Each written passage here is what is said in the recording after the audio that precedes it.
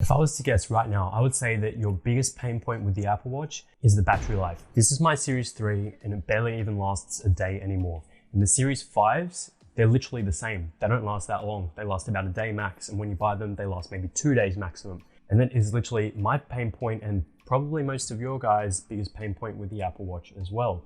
Now, for me, it's my biggest wish that Apple can somehow improve the battery or give us longer battery life or make the charging faster for the Apple Watch Series 6. And I'm going to tell you today that I think that will finally happen. And that is because of two main reasons. The first one being the micro LED display that's finally coming out. And what this does, it's a more efficient display basically. So instead of the OLED display that's on the Series 5, you get the micro LED, more efficient, doesn't use up as much charge when the watch face is on, which is the biggest power drainage that there is. You can keep always on display and basically it'll just last longer.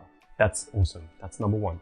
And number two is the watchOS 7. Now, once watchOS 7 comes out, with each operating system update, generally there's some efficiency changes to the code and things like that. So it runs a little bit smoother and it just doesn't use as much battery, and things running in the background just aren't wasting as much battery anymore, which is great. Hopefully, once they add things like sleep tracking and other things like that, it doesn't start to use up more battery still and then kind of even that out. Hopefully it's just a good improvement. And I think our prayers are finally going to be answered. I think we're finally going to see better battery life in the Apple Watch Series 6. I'm excited for September for the release, all things considered, and how the world's going, assuming it still arrives on that same date that we're expecting. And I'm sure you guys are excited as well. So if you're pumped, drop a like and definitely subscribe to my channel. I'm going to be filling you guys in with all the Apple Watch Series 6 information as it comes out and the rumors as we hear them, and all the way up to release date where I'm hopefully going to get one as well. So I'll catch you guys in the next video. Bye.